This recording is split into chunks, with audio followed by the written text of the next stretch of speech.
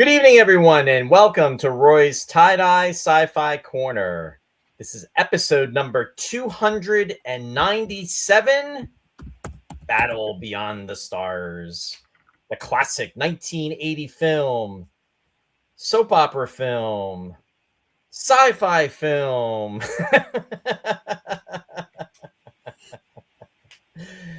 and a classic from 46 years ago. With me tonight to discuss this sci-fi film is my friend, my co-host, the one and only, Mr. Ross Amico. Hey, Ross. Hey, Roy. Still trying to learn about this film. Which I suppose if it's a classic, it's a classic of sorts. Yeah. Surely you jest, Ross. I do not. And don't call me Shirley. Yes. Exactly. Yeah. Anyway, thanks for being out there, everyone. Welcome to the show. Great to see everybody out there. And just want to say, hey, hi, hun. Shari is first up. She's saying, hey, guys, so glad we watched this movie together, Roy. 2 hours of my life I'll never get back. Lots of laughs. Actually, you know what? I actually enjoyed it more on the second watch. Oh, my goodness. You watched it twice? I did. I hope you went back and watched The Magnificent Seven. I want to. I'm going to. That's on the list of things to do, too. Randy's also joining us from Wisconsin. Welcome, Randy. Randy's saying he's heading to a concert but wanted to say hi. Hey, Randy, thanks. Enjoy the concert, and we'll catch up with you later, and maybe you'll catch us on the rewind. So appreciate you stopping in to say hi. And Catherine Speck is out there. Catherine. Oh, my goodness. Hello. Saying hello, boys. Good to see you both. Good to see evening. you. I haven't seen you in a bit. Yeah. Hey, and hang on one second. Oh, wait a minute. Hold on. Almost there. Hold on. Oh my God, it's stuck. Hold on. Oh my goodness. Hang on. All right, there it goes. Dale, that was a dramatic entrance for you. How are you? Dale is saying, hey, Roy. Hey, Ross. Thanks for being out there, Dale. Much appreciated. And he said, I've never had a second viewing. Saw it on HBO back in 80-81, whenever it was. We appreciate you being out there, Dale. And thanks for stopping in. And Dale actually messaged me right before to see if we were broadcasting. And I do apologize, folks. I usually set up an event planner, and what I did was when I advertised this, I put the two together as a post because we're going to be having Abnormal Fixation, members of the series cast, and John Kenneth Moore on Sunday. So I kind of combined everything together. But anyway, we'll get back to that later. May is joining us. Welcome, May. And she's joining us from Canada. And Randy's saying, whenever you say hi, hon, I assume you are talking to Ross. No, I'm talking to my wife, actually. Go to your concert. Go to the concert, Randy. Off with you. Off with you. Be gone. Be gone. Hey, Nick. Nick McCarty is joining us from... this thing is sticking again. The UK. Hey, Nick. Thanks for being out there. Thanks for joining. Yeah, we're full of laughs tonight, I know. Anyway, sometimes the controls kind of stick on this laptop. Modern technology, not so modern, but there we go. Anyway, I think I caught up with everyone, and thanks for being out there. And I see my mom is out there. My mom, Betty. Hi, Mom. Thanks for joining. I hope you enjoy the show. And I also see Marianne is out there. Marianne, welcome. Thank you for being out there and joining us. Hi. Okay, I think I got everybody now. So, Ross, I stayed away from this film back in the 80s when this came out. I did not see this movie. I don't know. I wasn't, for whatever reason, I didn't have a desire to see this. Now, this would have been actually the summer of us going from 8th grade, which seems like forever ago in our youth, into 9th grade, because this film was released on July 25th of 1980. So it was literally weeks after your birthday and the week technically of my birthday. And we would have been 14. God help us. Wow, so long ago. It doesn't seem like it was that long ago, but of course it is. I mean, I kind of lump it together in my memory with, and it's probably nowhere. Well, it could be around that time. Remember, we did Last Starfighter. There were certain movies. There was such an inundation of these space movies after Star Wars that you couldn't possibly keep up, even if you wanted to, even if you had HBO. Because I know Battle Beyond the Stars was on a bunch of times, and I never caught it. I may have seen like 2 seconds of it now and again. And I seem to remember, it said it got mixed reviews and it gets like a 50% on Rotten Tomatoes now. But I seem to remember either Gene and Roger were kind to it, or at the very least they were amused by the fact that it incorporated Magnificent Seven, or Seven Samurai, if you will. Yeah. If you prefer, and they that it absorbed that into the space genre. But of course, it's a very knowing film because as all of our parents were quick to point out, Star Wars is basically a Western. Mm-hmm. So it was it kind of took away the pretense and just made it a straight space Western. This movie, that is, down up to the point of having George Papard as space cowboy.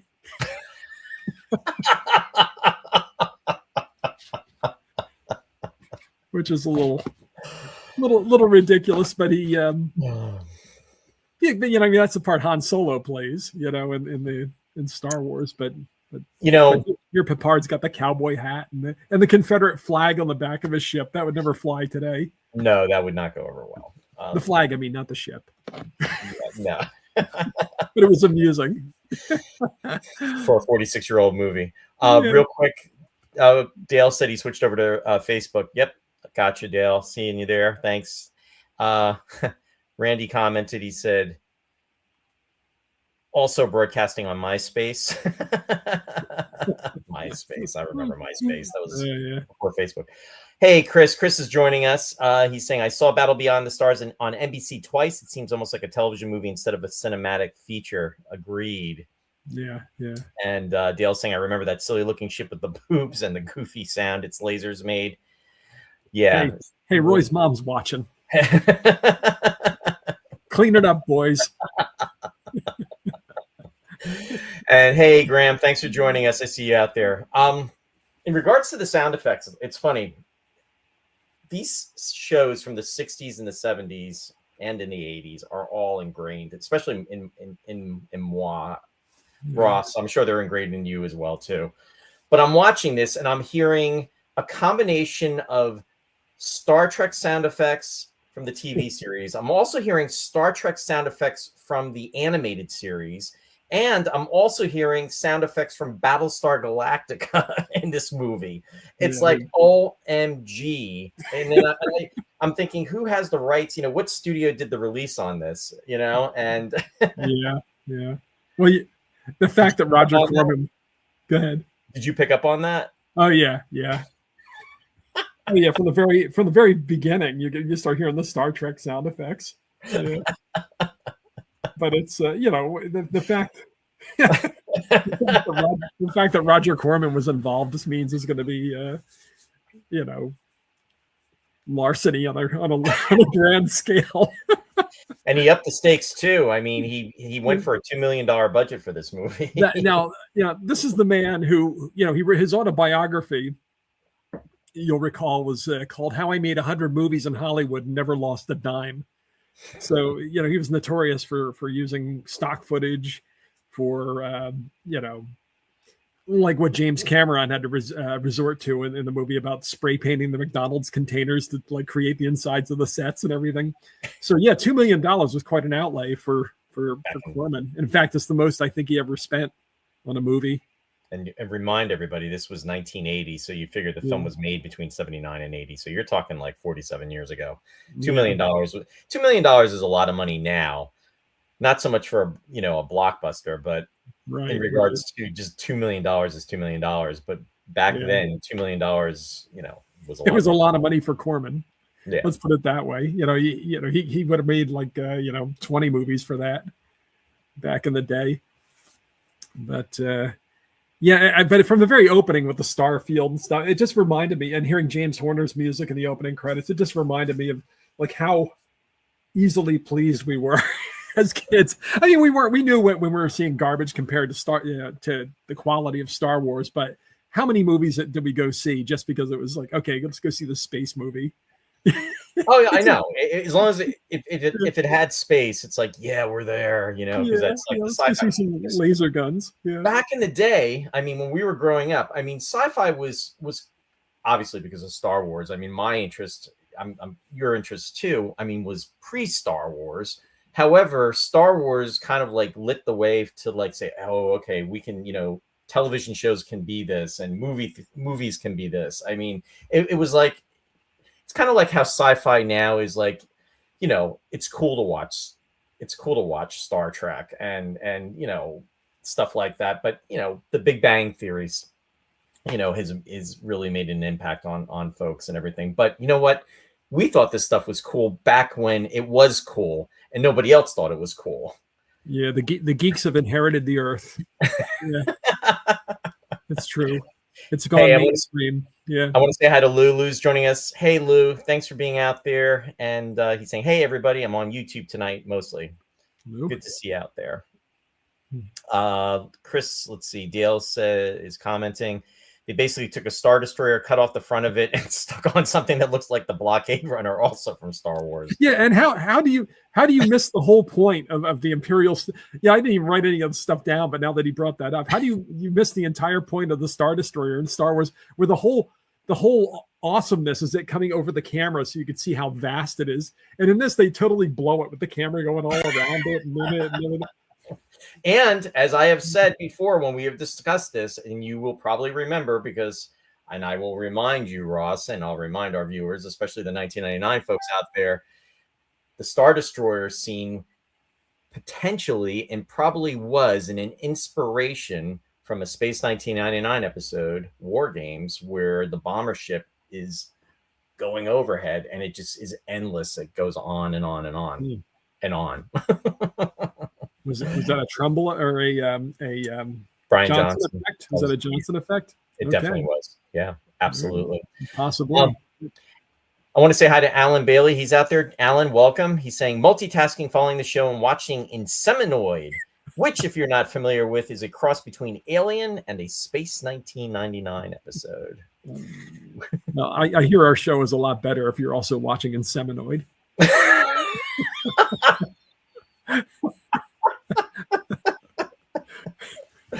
The truth is out there, Ross.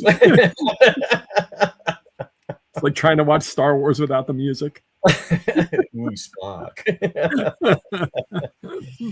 Yes, Chris. Morgan Woodward. Yeah, there's he did portray the lizard Cayman in the film, and also there is the Star Trek connection he was Van Gelder in Dagger of the Mind, and he was also Captain Ronald Tracy in the Omega Glory. We'll be talking about that a little later too. But yes, absolutely. I'm surprised he played he played the guy with the sunglasses in Cool Hand Luke, the man with no eyes. Yeah. What a versatile actor, though. I mean, he's very big, very imposing, but he's may he rest in peace. I mean, again, it's so sad. I really wish some of these actors, I mean, so many of them are gone now. And, look at, I mean, I was going to say in regards to Richard Thomas, we grew up with him on the Waltons, and now he's around 74 years old. He's older than what some of these guys were in the movie, the old timers that were in the movie. It's crazy to think of him as 74. Yeah, yeah. Sue's out there. Welcome, Sue. Sue and John are joining us from Massachusetts. Great to see you out there, Sue. Hope you're doing well. And she said she really liked Battle Beyond the Stars. Yeah. DL's commenting, saying, yes, Morgan Woodward was awesome. He had a semi-regular part on Dallas. Yes, he did. Absolutely. I seem to remember, and I didn't look this up. I think did he do opera? Does anybody know about that? I mean, somebody will Google that, but I'm pretty sure he did.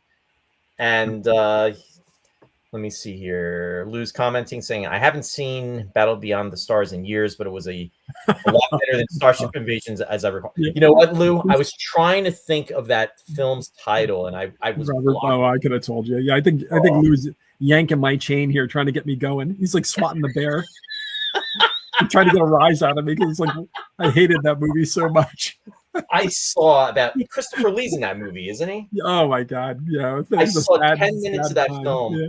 I remember watching it in my parents' bedroom. I went in because my dad was watching TV or something. Because they in the living room, and then I went in there, and that lasted about 10 minutes, and I was done. Yeah. I was like, oh my God! And Robert Vaughn was in that movie, wasn't he? Oh God! Yeah, Robert Vaughn at that point, he was just like, give me the check. Yeah.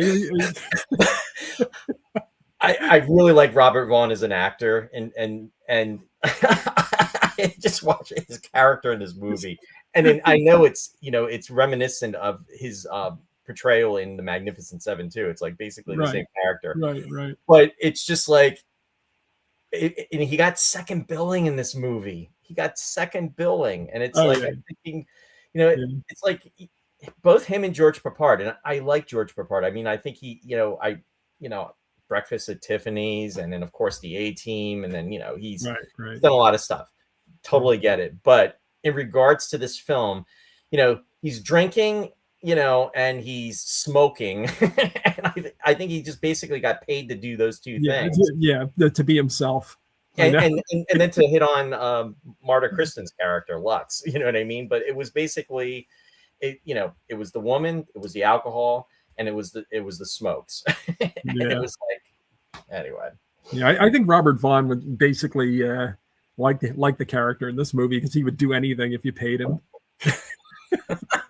And he's just like exactly. I would love to have gotten his paycheck, because sometimes I cross my arms, sometimes you cross your arms. Could you imagine getting paid to do that, Ross, for this show? Yeah. And sometimes that's the expression that's on your face. Supposedly, a lot of the $2 million budget for this film went to Peppard and to Robert Vaughn to appear in the movie. I mean, there's a lot of talent in this movie that was kind of punching down. But I mean, a lot of them weren't discovered yet; they were on their way up. But when you find out who was involved in this picture, it's like, oh my God. It's like the most insane waste of talent since Jodorowsky's Dune, which never got made. But Chris said he met Marta Kristen a couple times. Marta is lovely. She is a wonderful human being. She's so sweet. I really want to have her on the show. In fact, I think I talked about this a few weeks ago that we had talked about her coming on the show, but then what had happened was I had the health issues and everything that was going on. But definitely going to revisit that, and I hope to have her on the show in sometime in the future. Dale said about Robert Vaughn, well, he did do Superman 3. Ouch. That's another Spock moment. And he's always fine as he is. He does a good Robert Vaughn does a good Robert Vaughn, but boy, does he not really care what he did Robert Vaughn in. Yeah. Now, there's even the Jerry Anderson connection with Robert Vaughn for the space. Again, All Roads Lead to Space 1999 as well. He was in The Persuaders, and he did that for 3 seasons, and that was filmed in the UK. And he did that with Nairi Porter, and then also with Tony Ann Holt. So, yeah. Yeah, he was nominated for Best Supporting Actor for The Young Philadelphians back before Man from U.N.C.L.E. Yeah, so of course, The Man from U.N.C.L.E., right? Yeah, exactly. But yeah, he just kind of, I don't know, maybe he needed money. I don't know anything about him personally, so I don't know if he did it just because he wanted a job, or because he needed the money, or why couldn't he get better parts? I don't know. Was he difficult? I have no idea. Did you ever see him in the Columbo episode? They filmed it actually on the cruise. It was on a cruise ship. Oh, they probably gave him a free cruise on top of it. I'm sure. My goodness, absolutely. It's like Christopher Plummer in Star Crash, where he did it because they paid for his trip to Italy. Yep. A week in Italy? Sure, I'll do it. I'm in. Yeah. Oh No, boy. I don't remember the Columbo episode. Sorry. No, that was it was good. And spoiler alert, because with Columbo, you find out at the beginning of the episode the whodunit. Robert Vaughn was the killer. Oh, But how could he? how could he do it, right? He's such a mercenary. Yeah. But it was a good episode. Good. Now to Shari's point though, when I was now, like I said, I had never seen this movie before. I was tired and I was watching it, and then what happened was I started to doze, and she was cracking up, and I fell asleep about through 20 minutes of it, because when I'm tired, I can fall asleep anywhere, and unfortunately that happened with this episode, with this movie. Yeah. But I went back. Here's the thing. And this is just giving you my personal preach. Here's my sermon. Tell him, Roy. Sing it. It was no, you don't want me to sing, Ross. I didn't feel it was a terrible movie. It's a fun movie, but it doesn't reach where it's potentially trying to get to. Yeah. And you just kind of have to go with it. It's just one of those type of films. I don't know. Well, I never saw it before this week myself, which I believe I probably just about said without saying it before. But it was an interesting idea. It was a fun idea to mash up Magnificent Seven with the space movie, but I thought it was done totally without flair. You know what I mean? They didn't have a good director, and I'm sorry to slam Teruaki Murakami, Jimmy Murakami. Yeah. Because he had a lot of notable achievements in his career, but this was not really one of them. No. He was mainly an animator, is what it was. He did, but he apparently co-directed Humanoids from the Deep, which is another Corman picture. Sure. But he didn't get credit for it. So he had some experience in live action. But yeah, I mean, it was kind of like setting people up in front of backdrops and stuff, and just having them do stuff. There wasn't like a lot of imaginative camera work. The action wasn't really. Some of it didn't make any sense. The way characters were situated with one, again, you could get into where people were standing in relation to one another, and I don't know. It had so much kind of, the idea on paper probably looked like it had potential, but yeah. Granted, after seeing Star Wars and stuff, the dog fights were really pretty stiff, right? And the movie seemed a little longer than it actually was. There was a long stretch for some of that. And how about James? I mean, you mentioned him earlier, but James Cameron, right. He actually, he was doing the special effects for this movie. Yeah, they was hired as a model builder. Yeah, and was working as. He also was a production designer, because the production designer they had fell through, and he wound up. He was hired as a model builder, but he wound up having to do the special effects. So he did built the models, did the special effects, and did the production design. So he's there. He's the guy who was spray painting the McDonald's wrappers and putting them inside the ships and stuff to make the give it texture and everything. You couldn't see that it was McDonald's boxes, but yeah. Hey, Dennis. Dennis is joining us from Canada. Welcome, Dennis. Good to see you out there. Yeah, when you think about it, so why not make a film, and why not be a movie maker? And think about it. The Terminator came out in 1984, so 4 years later. I mean, So he went on he went on to do the highest grossing film of all time at this point, anyway, Avatar. Yeah. But he met Gail Ann Hurd. She's the one that kind of pushed for him to be in to do this. He met James Horner, the composer for this, who, of course, did the music for Titanic. Yeah. I mean, everybody just kind of, it was one of these seminal things. You always hear about things like American Graffiti and stuff like that, but this is like really like a cut rate version of that.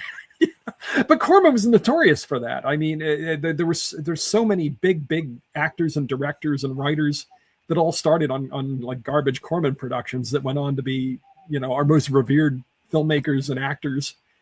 De Niro, Robert De Niro for one, Francis Ford Coppola. Yeah, just goes to show you just never know. You never know. Well, his thing was that's how he saved money, though. He went and scooped up all these people with promise. You could see they were talented people, and he didn't have to pay them a lot, or he'd catch actors that were past their prime, past their expiration date, their sell-by date, and get them for cheap. Well, you have Sam Jaffe, who was in this film. I mean, Sam Jaffe. Oh my God, Sam Jaffe, who Day the Earth Stood Still. Yep. He played the llama in, and I'm not talking about the animal, but the high llama in Lost Horizon back in the 30s. And he was in Ben-Hur, Gungar Din. Ben-Hur. He played Charlton Heston's. He played Judah Ben-Hur's servant in Ben-Hur.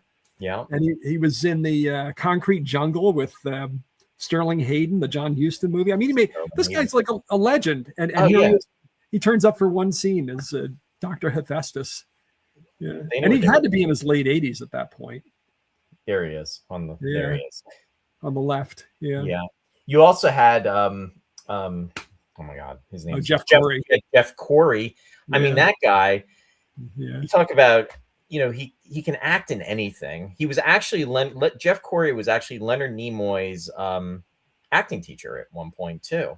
Yeah. And he was very well known for being an acting teacher in California. Yeah. And sadly, I mean, he during the McCarthyism, he was blacklisted too for quite a while. What was he just in that we were talking about him? He was in another thing we just did recently. Yeah, I forget. I always remember him as Tom Chaney from True Grit. He was the bad guy in True Grit. Okay. But he's in countless movies. If you look at his credits, he's just one of these. He did Star Trek. He was in for the Star Trek fans out there, the episode The Cloud Miners. He was in that episode. He played the High Advisor. He was in Superman and the Mole Men, which was the theatrical film. Wow. All the way back, back in '51, before the series actually came out, and he was the antagonist in that. Wow. So I mean, what a career, and again, he was just so good. I mean, he could do any role. Yeah. We didn't get to just jump. I'm jumping all over the place, but John Saxon, there's another powerhouse. Yeah, I know, another one where it's like well, I mean, he did a lot of B movies, but I mean, he's very well known. Oh yeah, he did over 200 films and television appearances, and again, he could do anything. When you couldn't get Henry Silva, you got John Saxon. Am I thinking of the right guy? Right, Henry Silva is the one that was a Manchurian Candidate. Right? Yes. And he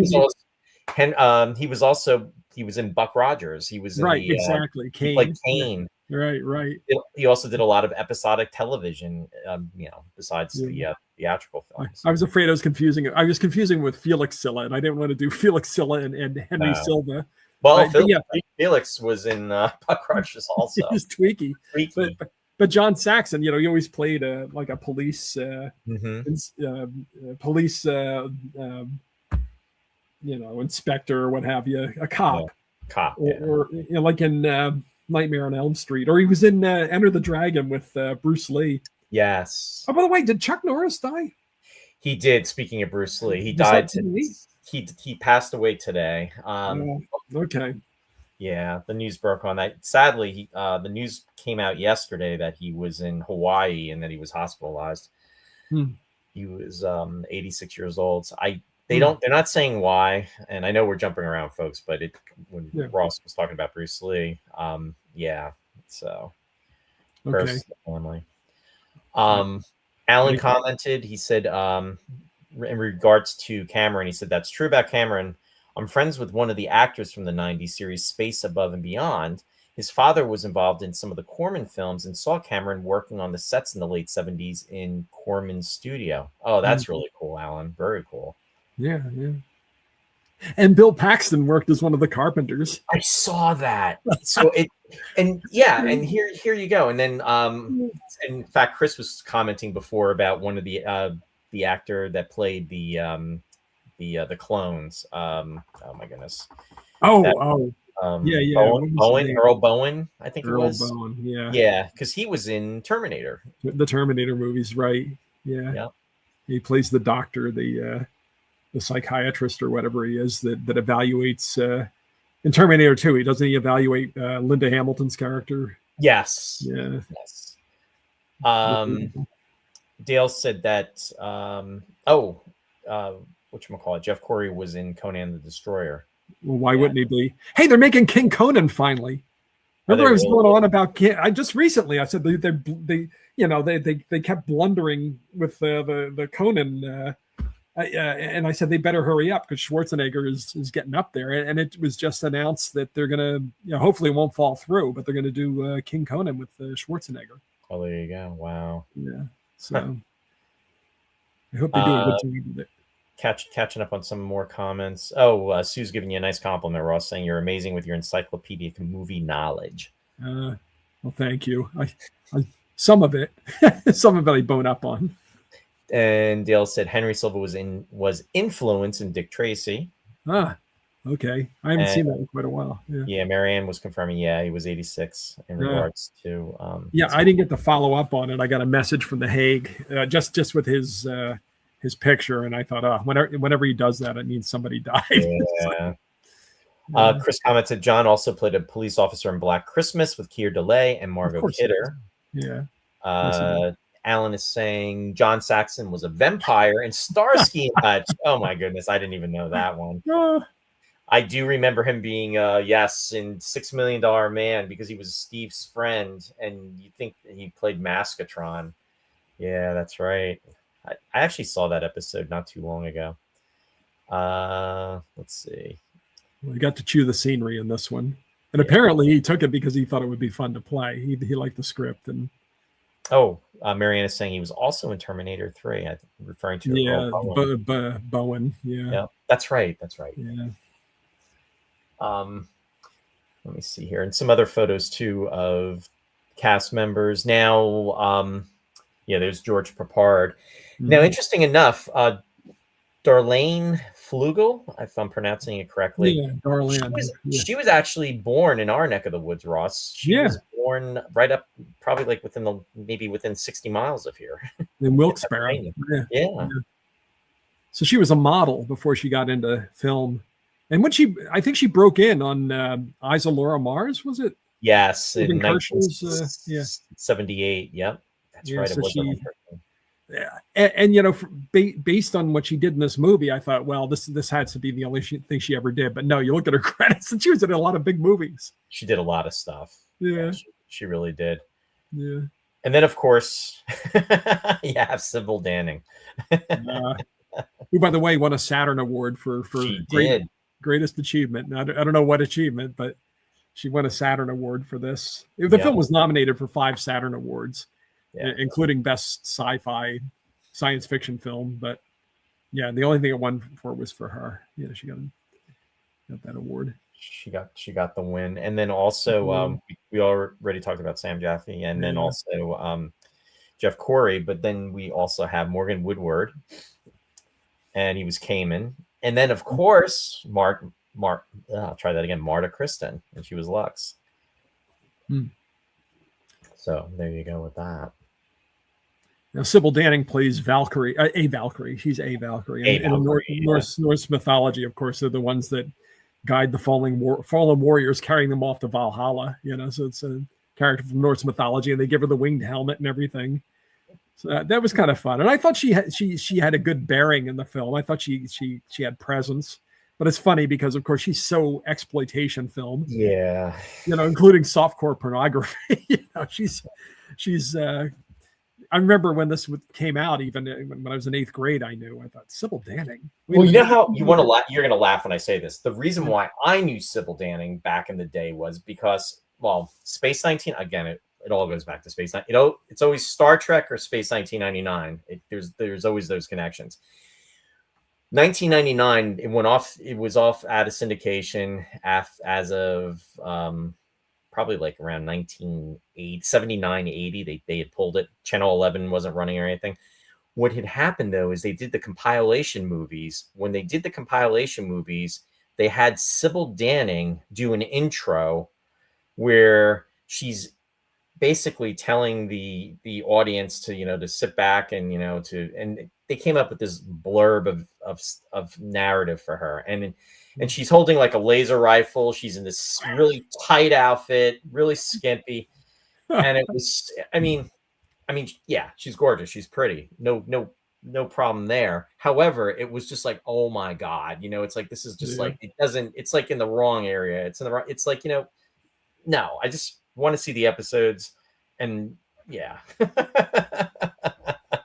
she did another film called, talking about the Valkyrie. She did another film that was based on the Nibelungenlied, not really based on it at all, really. But Nibelungenlied is like the German national, one of these epic things that Wagner kind of drew on to do his Ring cycle. And it's got the gods and it's got Siegfried the hero and Odin and all that stuff, Wotan. But she made a pornographic version of this. Oh my God. Softcore pornographic version, which you can find the trailer online. It's just you don't watch it for prurient reasons, because it's not at all stimulating. It just reminds you of how gross people were in the 70s, 60s, and I have no idea how any of us were ever born, because the people in the 60s and 70s, they all look like turtles without their shells. Oh my God. We've just hit a new low, folks. The film is called The Long Swift Sword of Siegfried, and it came out in 1971. If you look for the trailer, you'll be able to see Sybil Danning in all her glory. Now, this was her first American-made film. Yeah.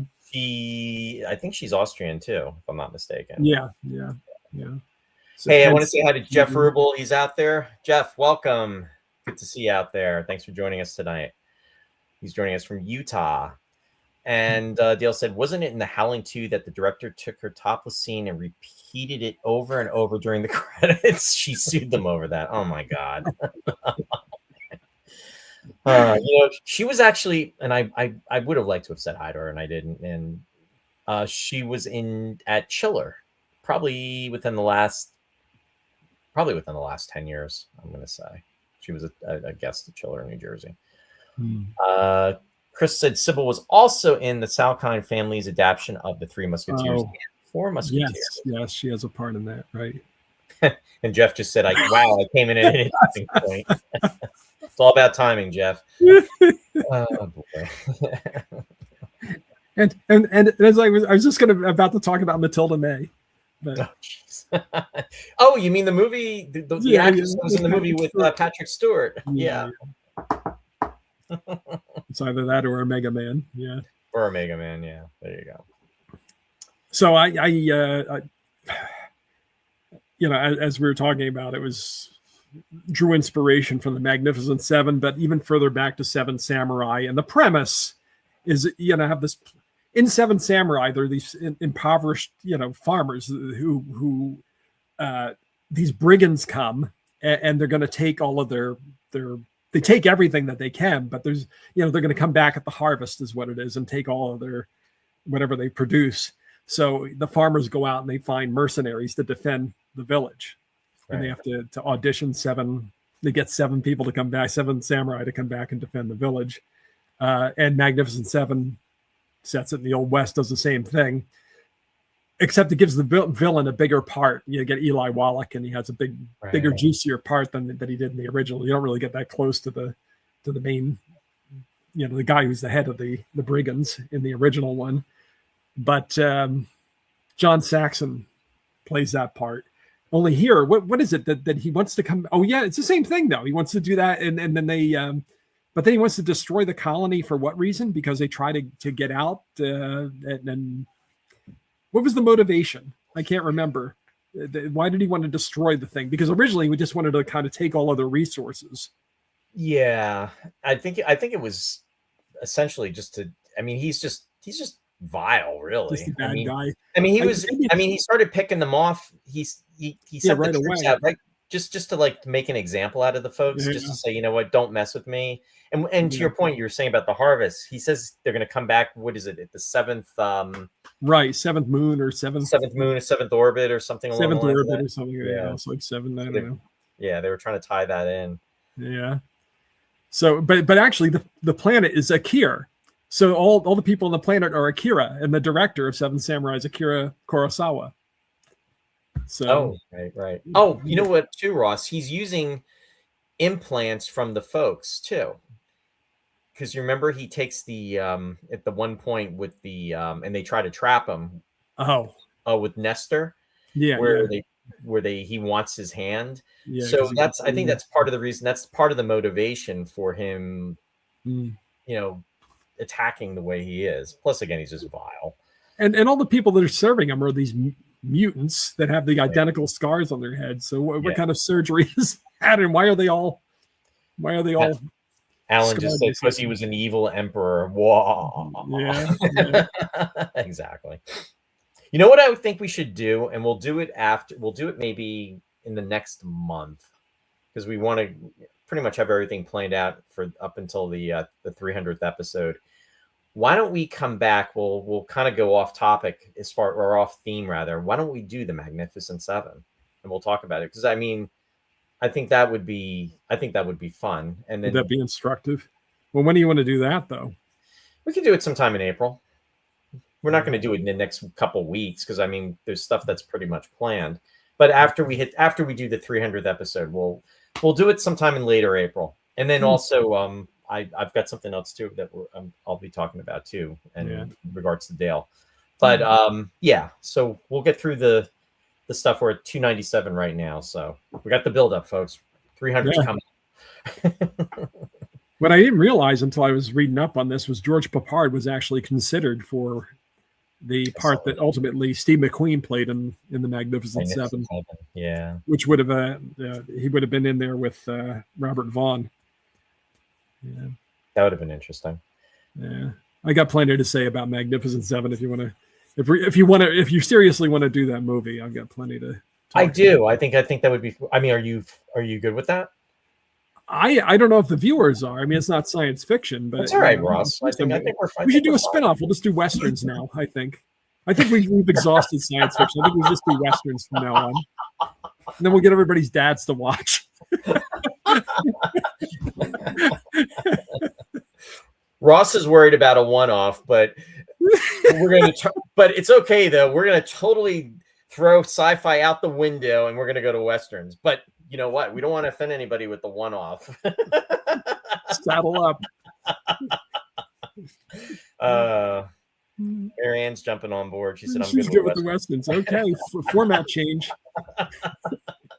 Roy's tie-dye rawhide corner. We'll be talking about the Virginian next month. Yeah, there you go. And George Papard was in How the West Was Won. Well, there you go. And so what was that? We could do Stony Burke with Jack Lord.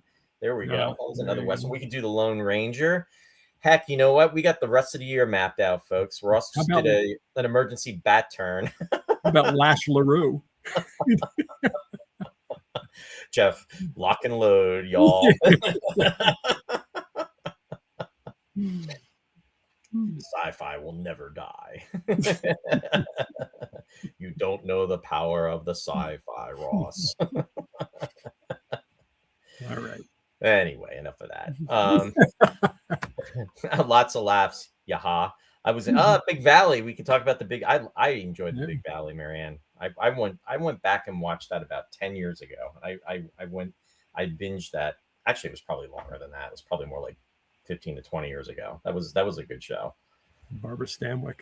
Yeah, and in fact, rest his soul, Ralph Sineski was saying, she was a class act. She was really, really great with the crew, the film crew especially, not the other actors as well. But Chris is saying, love the Wild Bunch. Ross has lit the match. Yeah, we could talk about our favorite westerns. Here we go. Lee Majors was my fave, which had me watching it as a kid. Yeah, Big Valley. Yeah. Big Valley, yeah. Yeah, that was right before he did the $6 Million Man, because that was 72, I think, for the first movie. So yeah, so good stuff. Yeah, so or we could actually talk about some westerns here and there too, as opposed to doing an entire format change. Yeah, we'll do that like what we did with the Vikings. Yeah, like, what's this have to do with science fiction? and then we'll get 1 million views for that. Yeah, exactly. And say, wait, what are these guys waffling on about? Where's the movie? Isn't that like your most viewed video on YouTube? It's one of them. Yeah, The I was like, Vikings. what? It's a direct quote out of Star Wars. What? How? It's like, what are these guys going to shut up and show the movie? Dale said, "I wonder if we could get Clinton Spilsbury on as a guest." Yeah, he was the, he played the Lone Ranger in the movie with what's his Christopher Lloyd as Butch Cavendish. Oh, geez. Yeah, before Back to the Future, like the one they made in the early '80s. Yep, I remember that. May said, "I met Lee Majors at a fan expo. He is also a class act. He was at Chiller, and he's a really, really nice guy. I'm glad you got to meet him, May. That's really cool. Hey, John, thanks for joining us. Good to be out. Marianne said, "What about the Western alien movie with Harrison Ford? Cowboys versus Aliens? Wasn't that what it was called?" Oh, I didn't see that. Oh, yeah, wow. I finally saw it. I streamed it or rented it or something. Yeah. Yeah, see, we'll have to do that. Oh, Sherry's commenting. She said Roy's Wild Wild West. Well, there you go. You'd have the gadgetry. Yeah, I love the Wild Wild West show. Didn't we discuss Wild Wild? We discussed Wild Wild West, didn't we? I think we did the pilot. Yeah. It's funny. I just saw. Here's a show I want to throw out there, Ross. I've been watching it. In fact, it was funny because Sherry said to me last night, because she was reading a book.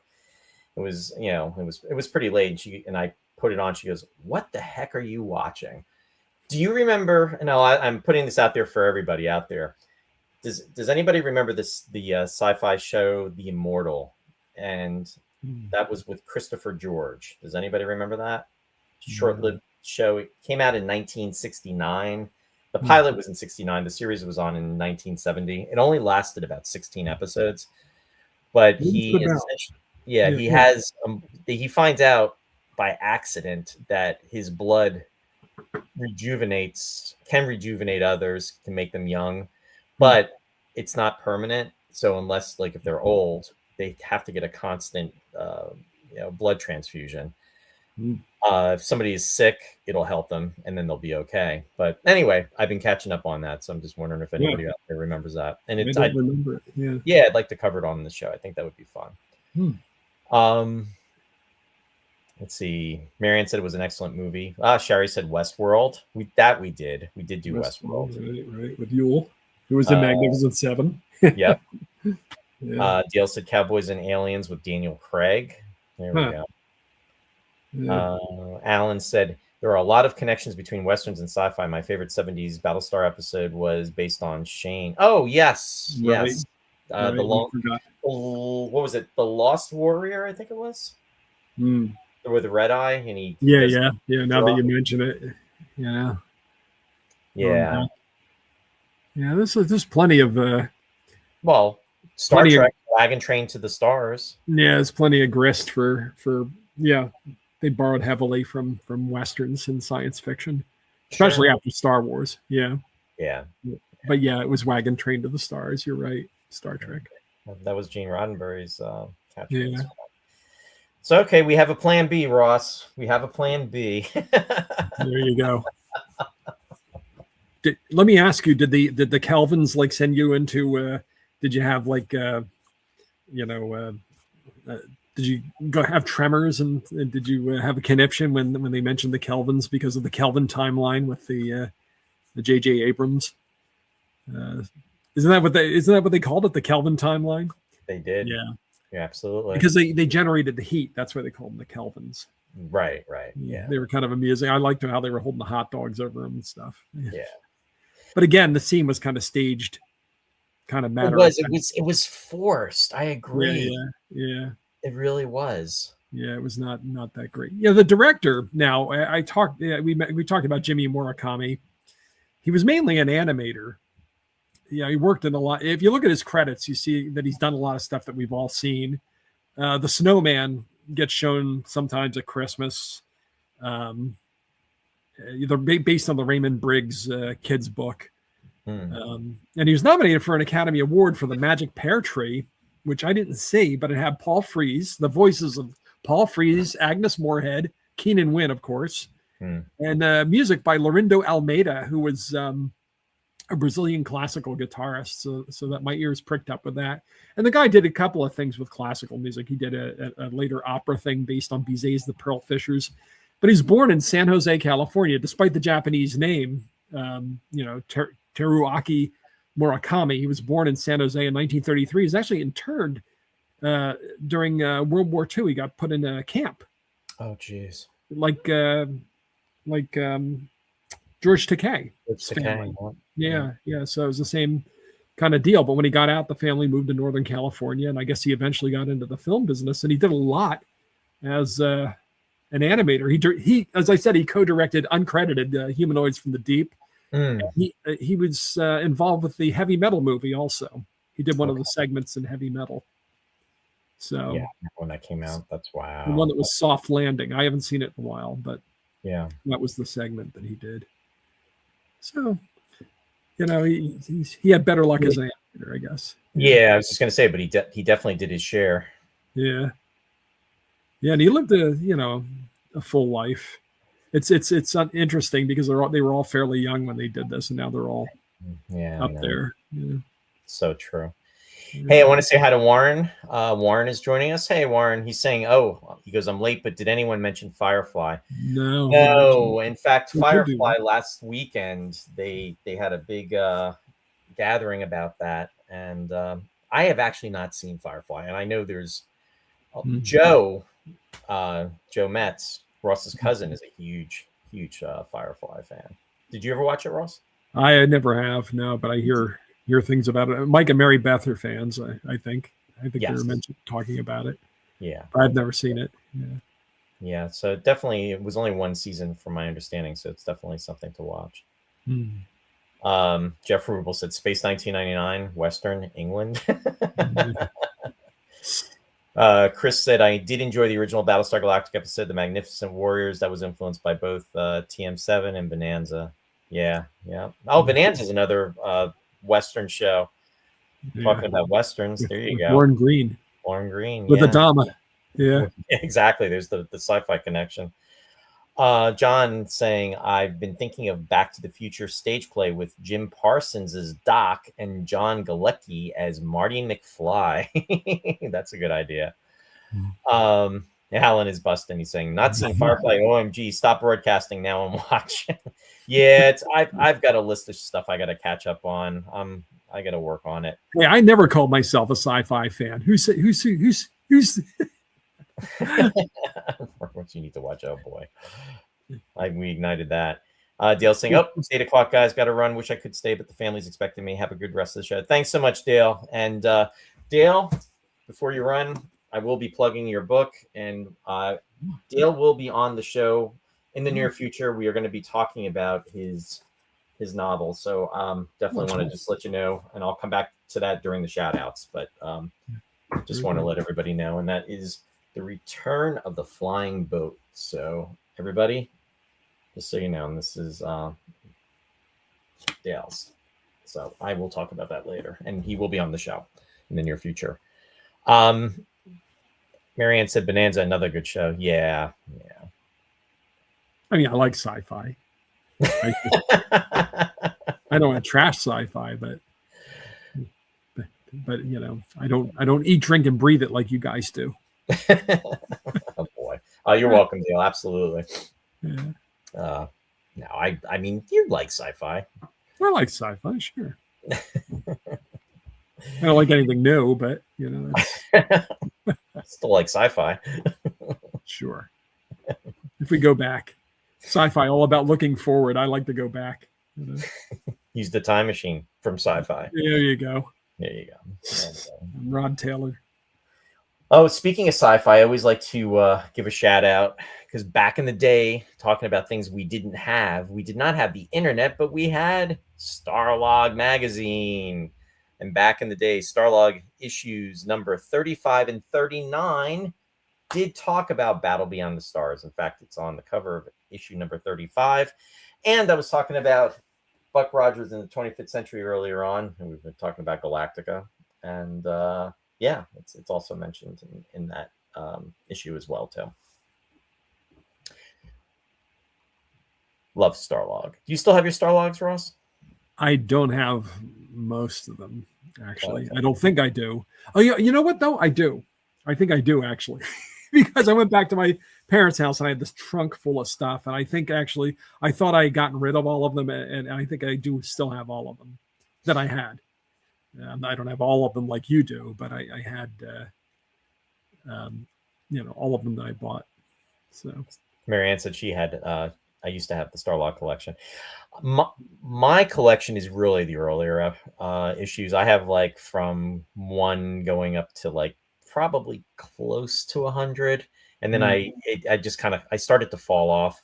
I do actually have the very last issue though. And I can't even tell you what the number of that issue is. I think it's in the 200s. But when I got that, I didn't even I got that at a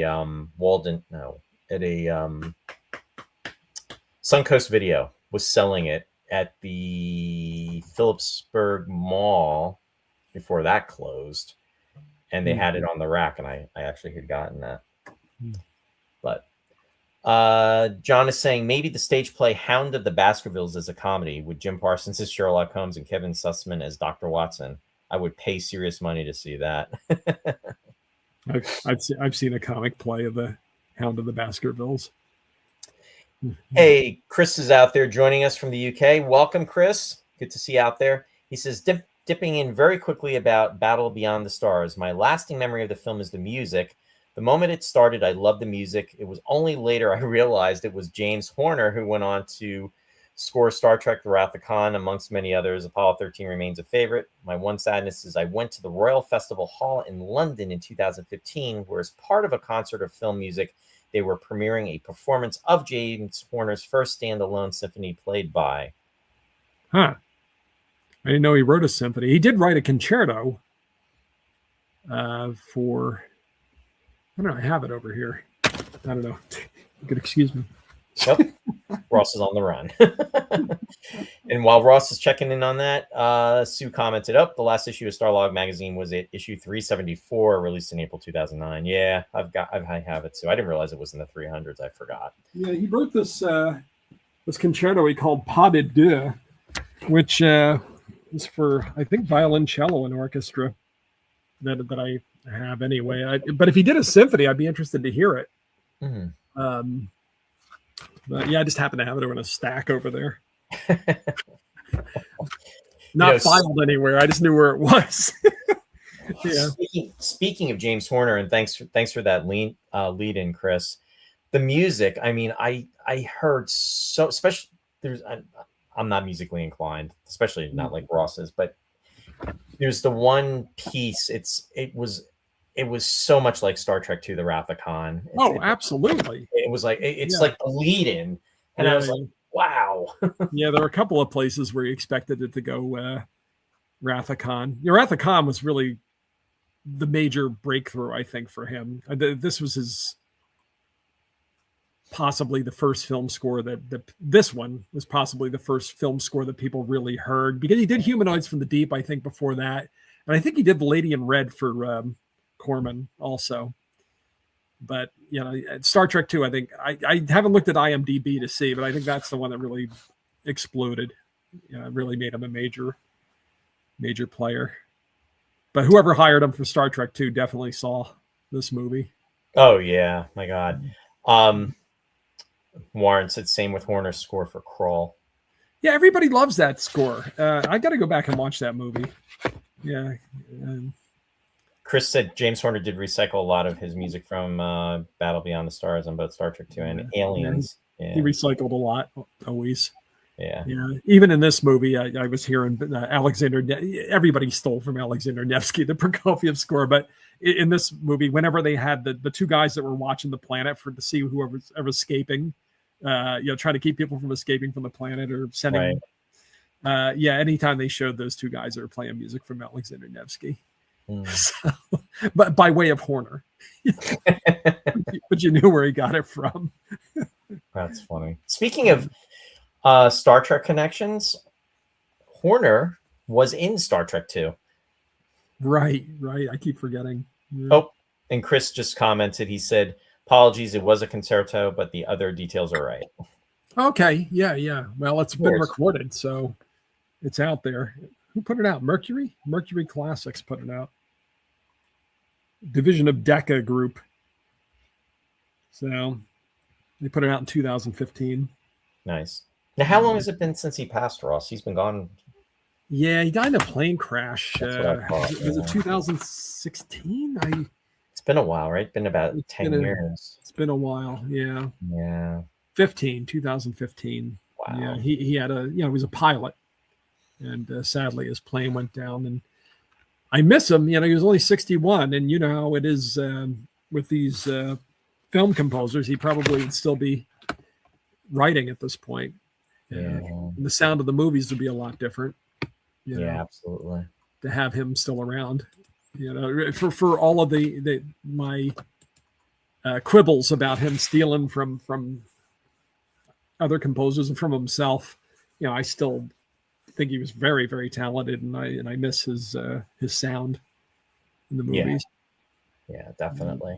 As opposed to now, so much of the music is like sound design. It's more like almost like sound effects or just things, people plucking on stuff or messing around with electronics to the images. And he was one of the guys who still worked in the old form, with the symphony orchestra.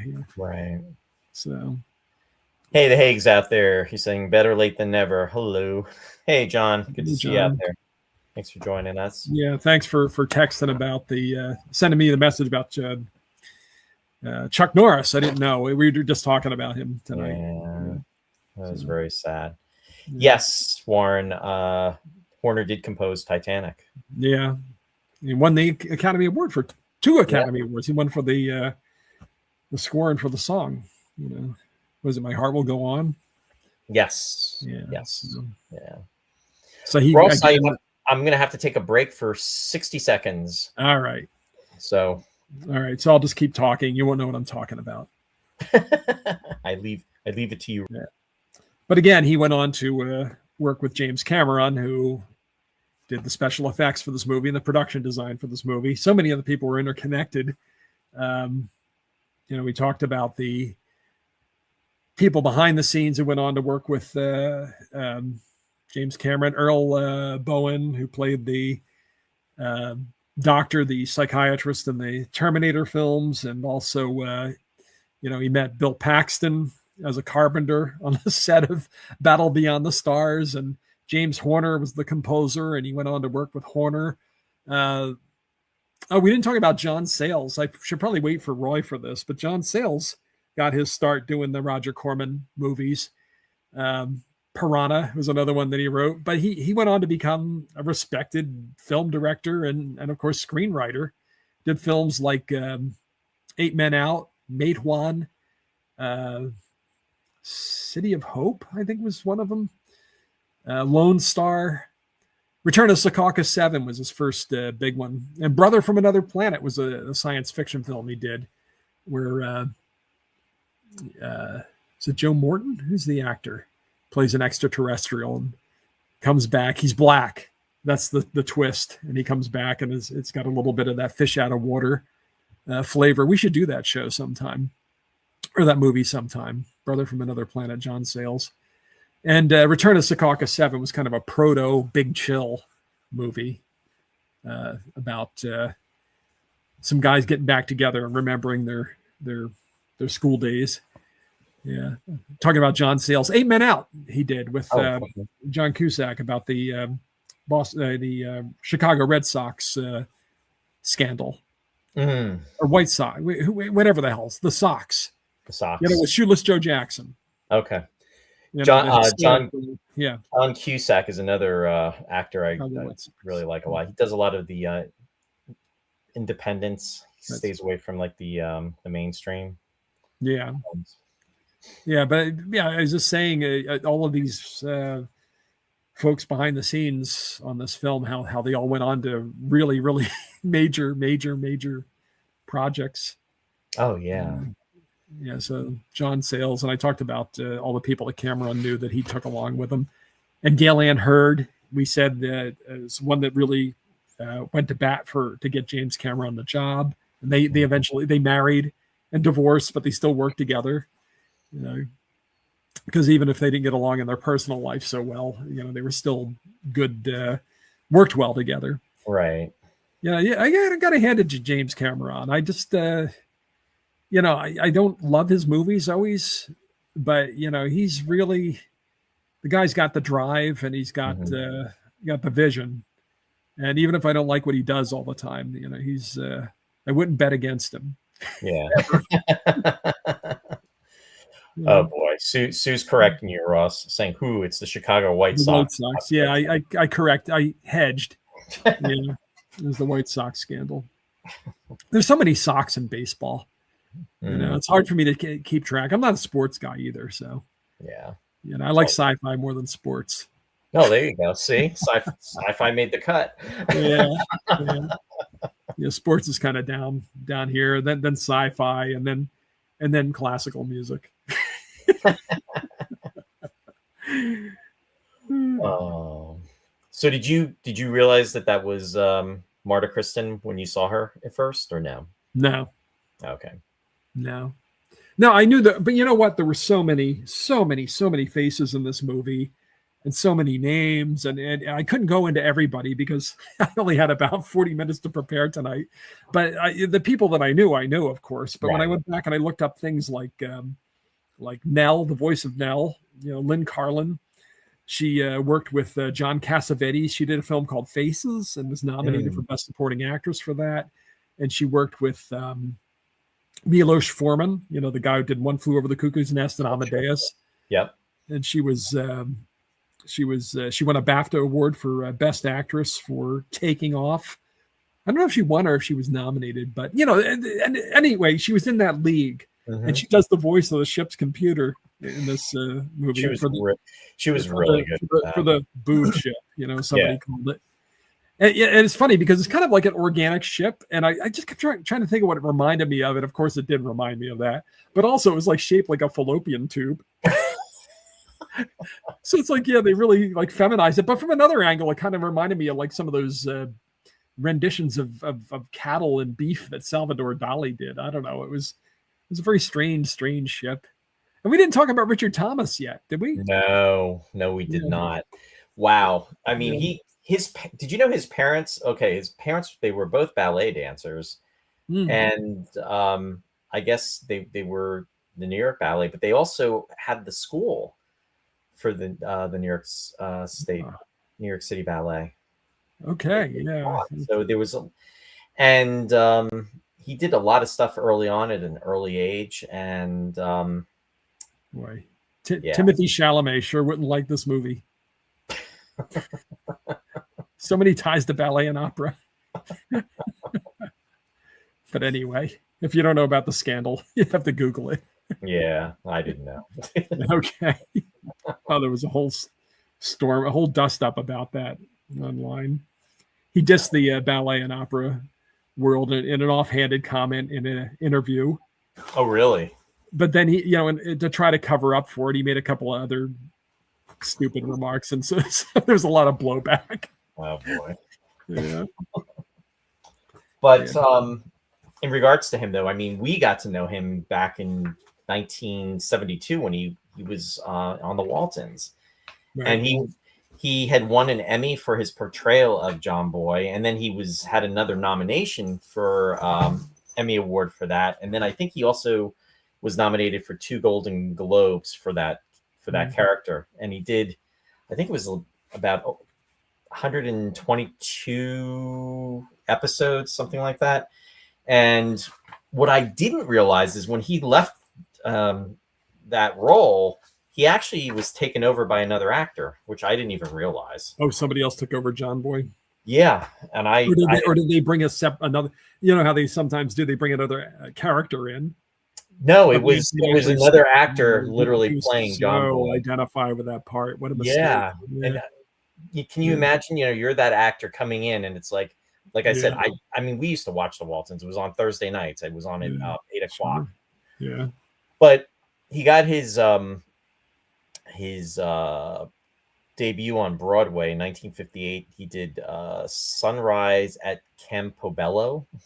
He did a Hallmark Hall of Fame TV, NBC TV presentation of A Doll's House. Did the soap opera Edge of Night. Also As the World Turns. But then again, he got his, the big thing was when he did the Waltons in 1972.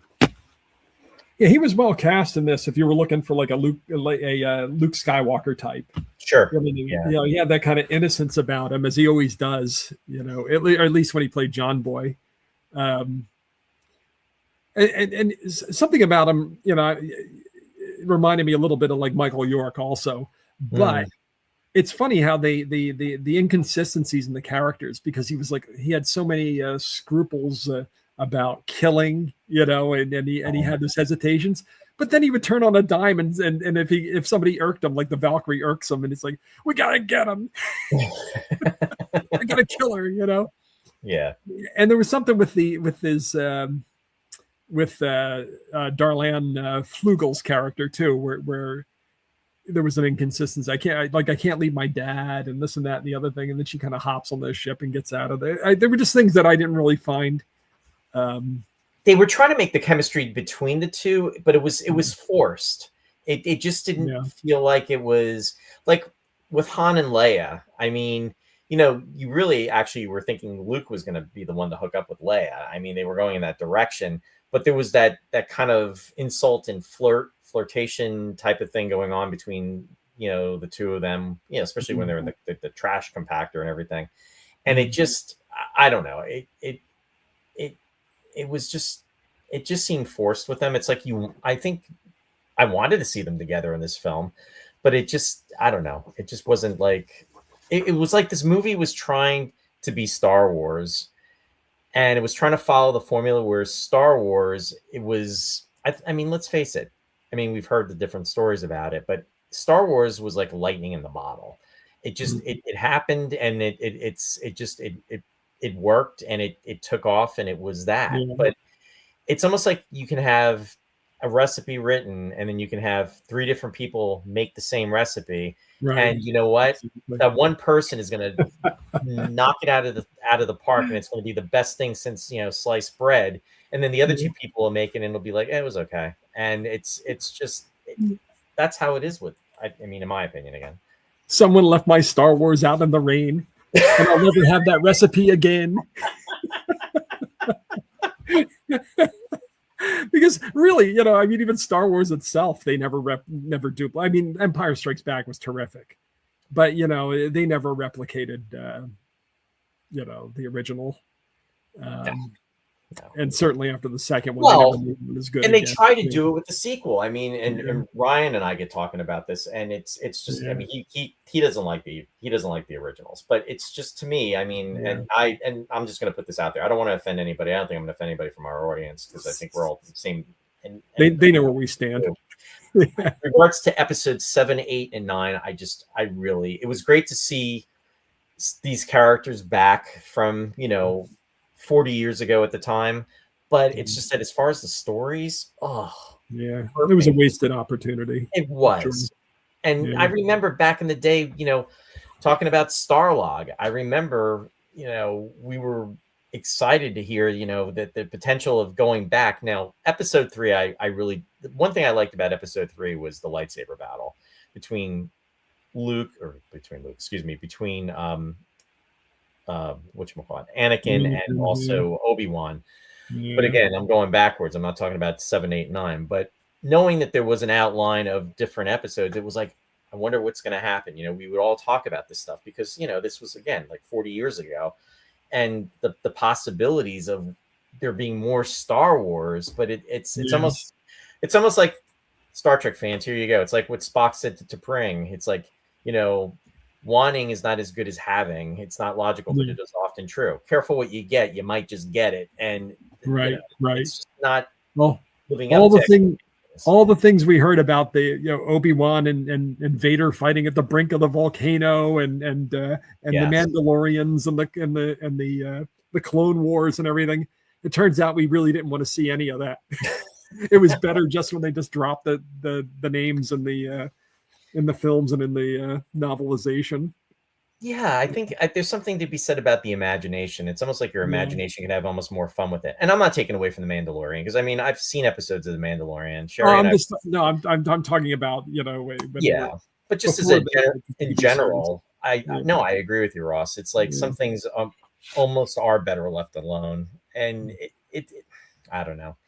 Again, it's a different time too. This was like so many years ago. I mean, again, wrapping my mind around that 1977 next year is going to be 50 years ago. How the heck? I mean, to me, 1937 was like 50 years ago. You know what I mean?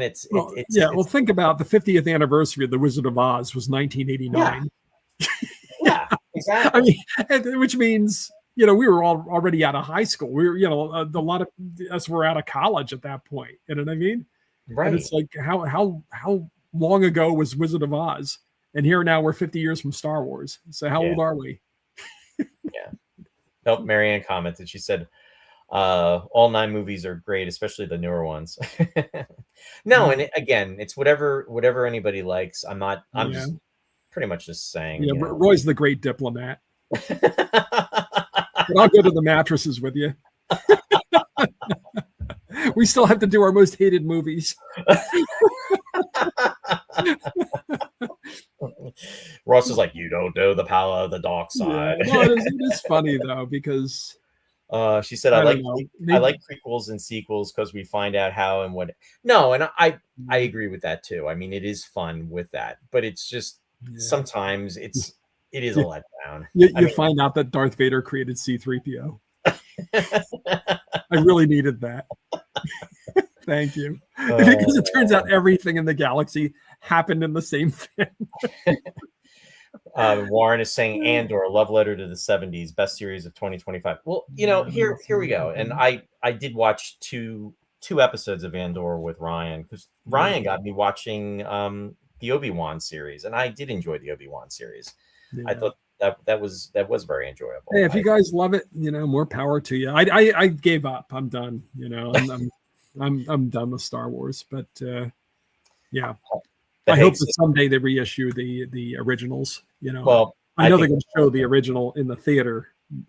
In the original, Ross, I don't know for a fact, but I would be willing to guarantee that we will see a limited release on Blu-ray, high def. It'll probably be even 4K now, where they're going to, and this will be the desire for everybody to run out and get a 4K player for Star Wars, aka Episode 4, because they're going to make like $1 billion. I hope you're right. The most recent thing I read, and I wanted to forward it to you, I only read it within the last 2 weeks, is that all indications are that they're, whatever they're reissuing on home video next year is going to be the special editions, basically in high def.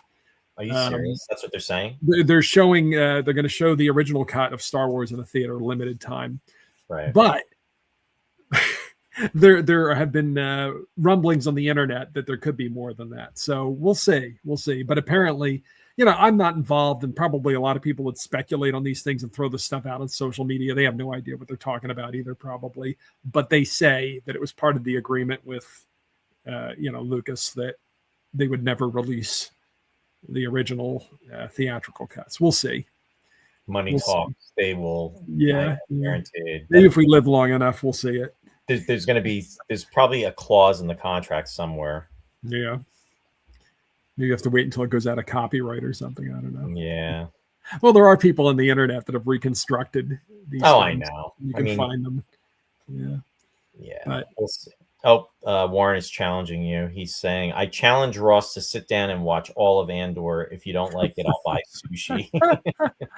Hey, it's hard to pass up that. But what if I do I have to buy you sushi if I do like it? Is that the No, what he's saying is he's going to buy himself sushi, probably. He's going to buy himself sushi. As long as there's plenty of wasabi, I'm there. Marianne said same with Harry Potter with the pre and sequels. It's amazing how 9-year-old boy built C-3PO. Yeah. I mean, the older I get, I mean, I must be mellowing, but it's like, whatever. I mean, everybody can have their own interpretations of things and their own impressions and stuff. Yeah, of course. I used to fight it, but now it's like, what's the point? Look into the light, Ross. Nobody's going to listen to me, even though I know better. No, you're just going to tell everybody that we're changing the whole format of the show. That's why we're going to Westerns, because see, they listen, Ross. They listen. Can't talk about science fiction anymore. I've totally despoiled I've totally alienated everybody, and now I have to go onto a different genre. We have to be off because Ross alienated everybody. Time to move on, mosey on to a new genre. Roy's tie-dye sci-fi. Roy's tie-dye Western corner. Tie-dye rawhide corner. Yeah. Oh shoot! We're having so much fun tonight. It's been a stressful day, so this is good. This is good. Anyway, all right. So here we are. I don't think I showed the slide. I mentioned this before, but in regards to the Star Trek connection, I was saying about. Remember Morgan? Now obviously I see the guy, and I can see the Cool Hand Luke with the sunglasses. But when he had the makeup on, I couldn't place him. Yeah. Interesting enough, he held a phaser twice in two different episodes. That was in Dagger of the Mind, the episode with James Gregory, with Tristan Adams, with the neural neutralizer, first season episode, and then again the second episode was the Omega Glory. Which incidentally was a consideration for a pilot for Star Trek. It was actually 3 episodes. It was Where No Man Has Gone Before, and this is for the second pilot, which was one of my all-time favorites. It was the Omega Glory, and then the other one was Mud's Women. So there we go. Oh, hey, Sean. Sean's out there. Welcome. Sean. Thank you for being out there, and just want to say thank you to Sean. He sent me this. I want to say I got the blueprints today, Sean. I was going to actually text you after the show, so thank you. He came across Space 1999 blueprints from Starlog number 7. So thank you again, Sean. Well, if you want to talk about Westerns, James Gregory was the villain in Sons of Katie Elder. I knew you know who James Gregory is. Yeah. Here's an actor that did a lot of stuff. Oh my God. Yeah. Unmistakable voice for sure. Yeah. Absolutely. Yeah. But Sean said half phaser will travel. Oh boy. So anyway, let's see. But did you want to cover anything more about James Horner, Ross? I didn't prepare anything, but I can rely on my memory of, it's, I mentioned that the Corman things, he did Lady in Red, he did Humanoids from the Deep, he did this one, Battle Beyond the Stars. And without having his credits right in front of me, I'm just going to say off the cuff, whether I'm right or not, Star Trek 2 was really the springboard that got him into the A-list. Yeah, I think of composers, film composers. How many films did he do? He did Glory, and he did Field of Dreams. He did Apollo 13. He did, wow, of course, Titanic, the Academy Award winner. He studied he studied in London. He studied at the Royal College of Music, and one of his teachers was George Ligeti, who was an avant-garde Hungarian composer. Thanks, Marianne. Have a good night, and thanks for joining us. We'll see you next time. Just wanted to say thanks for joining. And we talked about the fact that he, his life was cut short. In the plane crash, he was an amateur pilot. So much tragedy with stories of that happening with so many folks too. I know, and that really cut deep because that style of film scoring really isn't that common anymore. No. I mean, we've got whatever's left of whatever John Williams is going to still give us, and we've got like Alexander Desplat and I guess the Kenneth Branagh composer was Patrick Doyle does some stuff, but we don't really get a lot of those kinds of scores anymore. So I really miss Horner. But anyway, what was the other thing I wanted to say? At some point, if I remember correctly, and I hope I'm not telling tales out of school, but he dated Jerry Goldsmith's daughter, so that created some kind of like friction between the two of them. I think to some extent. Was I mistaken, or did I hear like a little bit of like the electronic effects that we heard from in the Star Trek: The Motion Picture in this movie? Did you hear any of that? If it happened, I missed it, so I'm not sure, but I was thinking, oh boy, this had to go down well with Jerry Goldsmith. Yeah, I cannot neither confirm or deny those facts. Yeah. And the thing that everybody talks about is his borrowing. He has certain things that he uses in every score, like little signatures that he uses. Sure.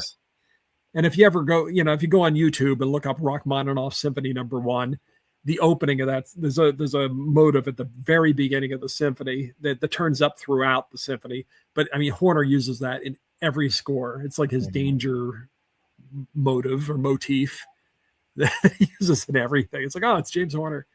But he borrows a lot of stuff, and he borrows from himself. So you get to hear a lot of that. But I'm sure he writes very quickly. But I could just go on like this for hours, so I might as well just shut up. I don't know a lot because I didn't, No. I just know I know his music, and I know. And we've talked about Horner before. It's not like we haven't, spoken about him. What I didn't realize, and I think the last time we talked about him, is he's actually on the spectrum. I didn't realize he had some kind of autism or something, which accounted for. Because he didn't like to do interviews and things. I think he was a little, socially awkward. I think, sure. And he expressed himself through his music. But he had he was married. He had a relationship. Family. So that's good. He had a very successful career. So I think he had a fulfilling life. It's just unfortunate that he died at 61. Yeah, it's so young. My God. Yeah. Especially considering we're going to be 60 this year. It's kind of crazy. I know. I think about that kind of thing. Yeah. All the people that we're older than now, from the movies that we've seen, and how many didn't live as long as we have already. Every time I outlive a famous composer, I say, "Oh, I'm older than I'm older than Schubert. I'm older than Mozart. I'm older than Beethoven." Sean commented. He said, "You are correct. Horner's themes can be heard over and over in many of the films he worked on, from Wrath of Khan to Willow." I never saw Willow. You never saw Willow? I never saw Willow. I know it's not your genre. Your genre so much. Yeah, you would enjoy it. I think Val Kilmer's amusing, but it's not. It's not Star Wars. Let's put it that way. Even though they tried to do for fantasy what they did with Star Wars, I don't think it really worked. But definitely that score. If you sit down with a classical music person, they're going to tell you every single thing in there is taken from something else. Oh boy! But maybe they tried to just do what John Williams did with Star Wars, and tried to kind of make that that timeless kind of connection between familiar things and make something new out of it. I don't know. I'm going to give him the benefit of the doubt. Yeah. Sean said Willow's worth a gander. Yeah, it's fun. It's fun. And Jeff Rubel said, 60 is just a downhill slide. Yeah. Warren commented when we were talking about westerns for Star Trek, A Fistful of Datas, Star Trek: The Next Generation. That was a fun episode. Yeah. Fistful of Datas.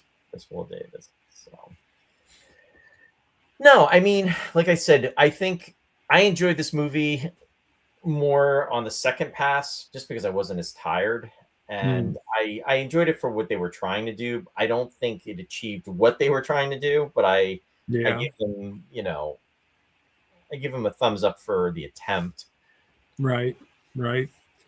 I thought it was fun with Nestor, that they had the hive mind that they all felt, but one of them, whatever one felt, they all felt. Or Yeah. one would pop something in their mouth and they'd all chew, and Yeah. you know, yeah. Sean said we quoted many lines from Willow down in the silo, Mm, and that's the missile silo because he mm, worked. Yeah, yeah.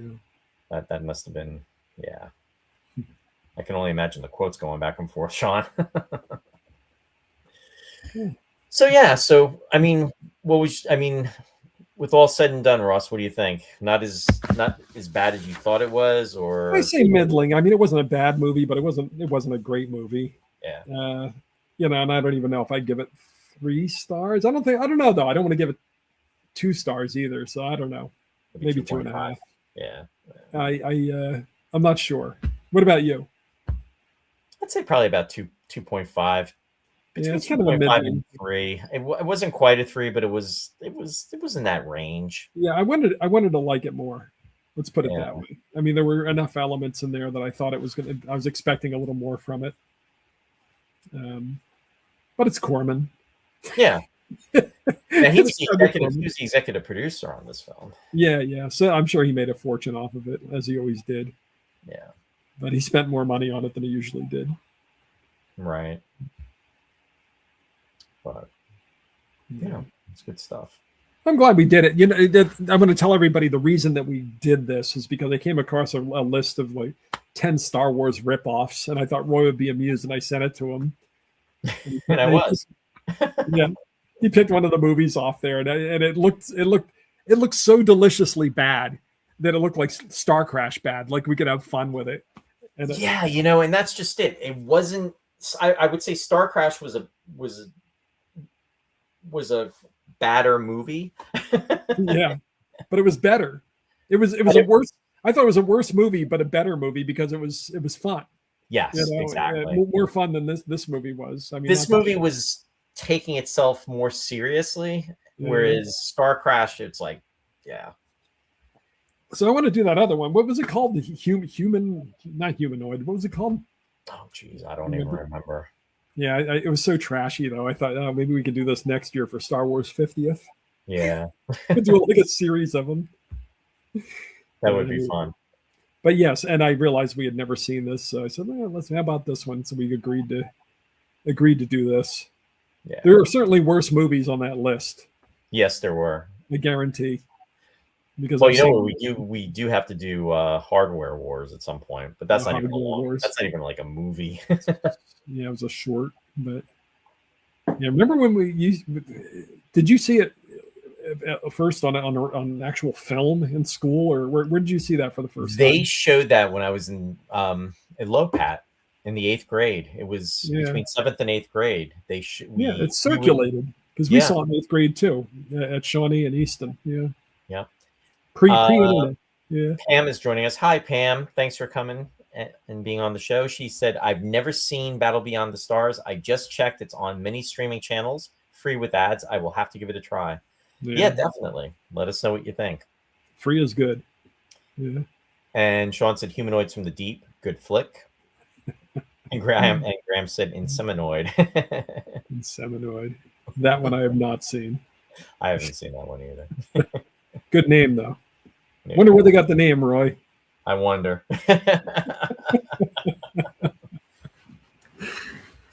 No clues, Ross. No clues.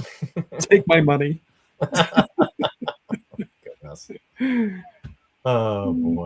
So anyway, well, folks, we're going to start to wind down. And if you have any last-minute comments you want to post out, please do so, and we'll circle back. I am going to go to the shout-outs portion of the show, Ross's favorite portion of the show. Yeah. And I'll just bring up, I'm going to go pretty quickly through these and want to put them out there. So with that said, whoops. We already talked about James Horner. That is called a malfunction. Excuse me. No shout outs. No shout outs, please. There we go. Okay. Yeah. Want to give a shout out to our friends Mike and Mary Beth at Sci-Fi Distilled. They are on Wednesday nights at 7 p.m. They are not sure what they're going to do. They were talking about possibly doing V and maybe the reboot of V. If you can believe that was like back in 2009. So anyway, they'll post and let everybody know what they're going to do. They're on Wednesdays at 7. Wasn't Mark Singer in that? Did you tell me? Mark Singer was in the original V. Yeah. I don't know if you know what, he may have been in the reboot too, Ross. I liked the actual. They did two. What was it? They did V, the miniseries, and then they did I think there was like 2 sets of miniseries, and then they did this. They did the series, and then that kind of fell off.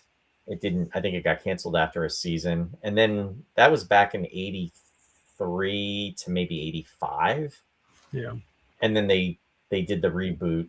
And that was Jace Hall who did that. And he was the one that was trying to do some kind of reboot of Space 1999, which just, he was at the 2012 convention. In fact, that's where I met Warren. It was out in Los Angeles at the 1999 convention. And oh boy, that was, that's a discussion for another day. I'm not even going to go there. But anyway, that never happened. And I don't even know what happened with the whole thing would be. I don't know. But anyway. With that said, I want to give a shout out to our friend Bill Scorado. So Bill's been busy. Bill's got a lot of stuff going on. So in regards to that, Country Gate is back April 18th and 19th for that weekend, and then the 25th and the 26th. Countrygate's website is www.countrygate.org, and also Bill has his own personal website, www.billscorado.com, and Countrygate is doing The Miracle Worker. So if you are in the Belvedere, New Jersey area and you want to see an awesome show, I think this is going to be great. Definitely check it out. Like I said, Bill's got a lot of stuff going on. He's actually doing an acting class right now, and we just had our 3rd class. It's on Wednesdays, and it's been a lot of fun. And there's 2 more classes. And I've been getting my theater fixed through that, and it's like a couple hours, but it's been nice. It's helping with keeping sanity. And Bill's amazing with his with what he does. I mean, he's a really good guy. So anyway, just want to put that out there. And that's how Shari and I met, through the theater. So really, really cool. Captain Phil's Planet, WUSB 90.1 FM, Stony Brook, New York. Our friend Captain Phil, his schedule is on Thursdays from 4 to 5 p.m. Eastern Daylight Time. And he's also on Friday nights from 10 to 11:30, except the 4th Friday of the month. So anyway, tune into Captain Phil. And I always want to give a plug for Abnormal Fixation.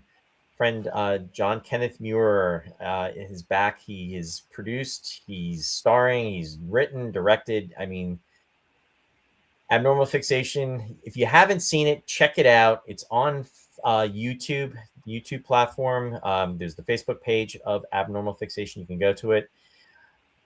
They just released episode 6 called Firewall Farewell.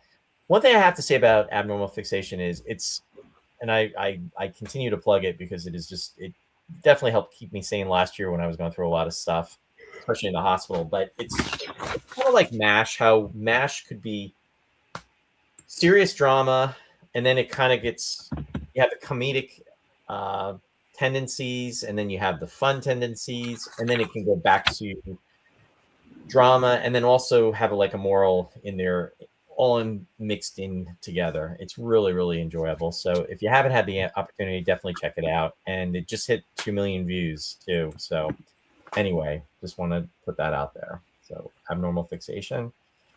Also, Warren and I are doing Space 1999. My friend Warren Friedrich that's out there. We are doing the Space 1999. This episode, we released this back a few weeks ago.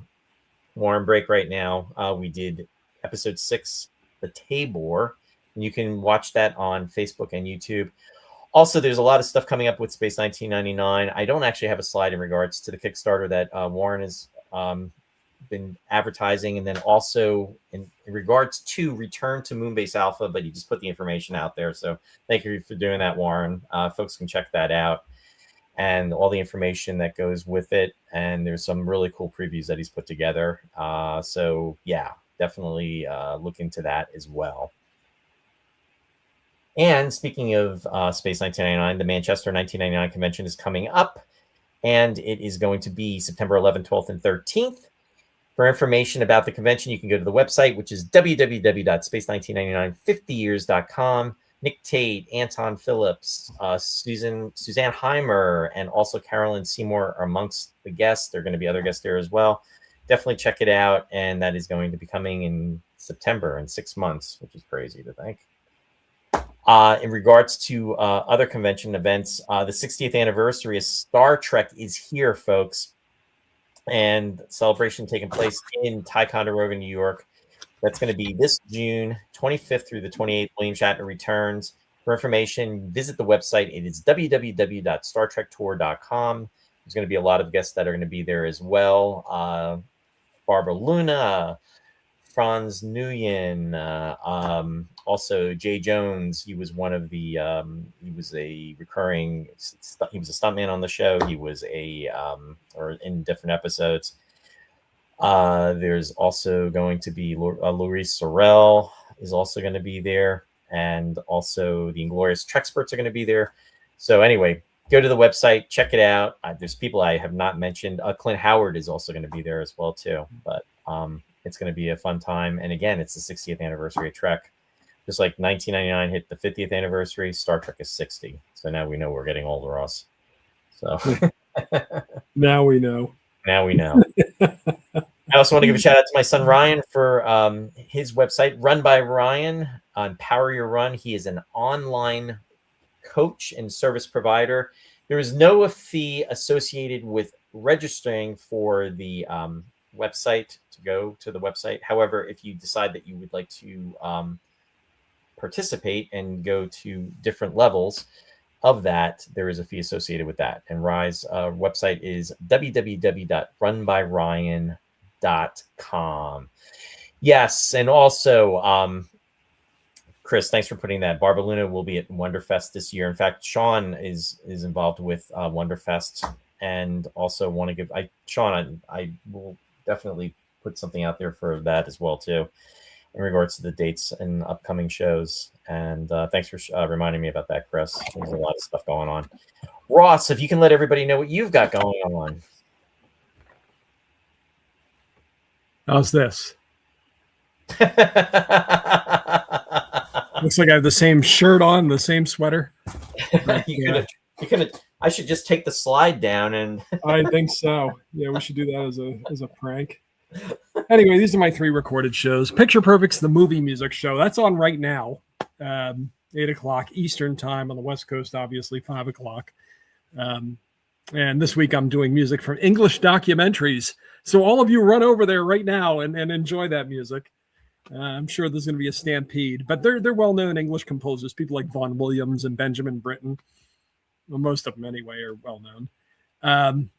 Sweetness and Light is the movie or the light music show. So tomorrow morning, I'm going to do my annual March Madness show. So it's all marches by different composers. That's at 11 o'clock Eastern. And the Lost Chord is unusual and neglected music, classical music. So it's highlights from Rimsky-Korsakov's opera, The Snow Maiden, which has some, well-known, if you're into classical music, it's got some well-known music that, people know, but nobody knows the opera really. And it's welcoming spring is what it is. It's a belated, belonged, is that a word? A elongated winter.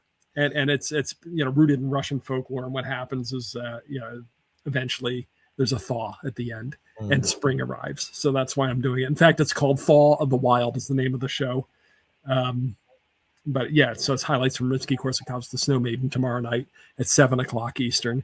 So that's more than you really need to know. They are on KWAX. You can stream it at that URL. Or you can go to my Facebook page, and I tease these things on my Facebook page. Like tomorrow morning, I'll write about the 2 shows that are on tomorrow, and you can find out more about them. And I've got a website now, rossamico.com, and I write about music on there, and including promoting the shows, teasing the shows. That's all I got to say. No, thanks for sharing. Thanks for the platform. Yeah, of course. It's funny. I have the same outfit on basically, and I happen to have my headphones here. Hello, everybody. Yeah, could have planned that any better. I know. That picture was probably taken 10 years ago. So I just want to let everybody know. So there will be a show this Sunday. It's going to be episode 298. And again, I was talking about Abnormal Fixation season 2, and I'm going to be welcoming very special guests, John Kenneth Muir, and members of the cast of Abnormal Fixation. So that's going to include Alicia Martin, Chris Martin, and Catherine Muir. So they're going to be joining to talk about the second season. And there are 2 episodes left. As I was saying, the 6th episode dropped. That will be this Sunday, March 22nd at 7 p.m. Eastern Daylight Time. March 22nd happens to be, folks, William Shatner's 95th birthday. So pretty amazing that he's going to be 95. So we will be raising a glass and wishing William Shatner a happy birthday on the show. And speaking of which, Ross and I will be back next Friday, which will be our 299th episode.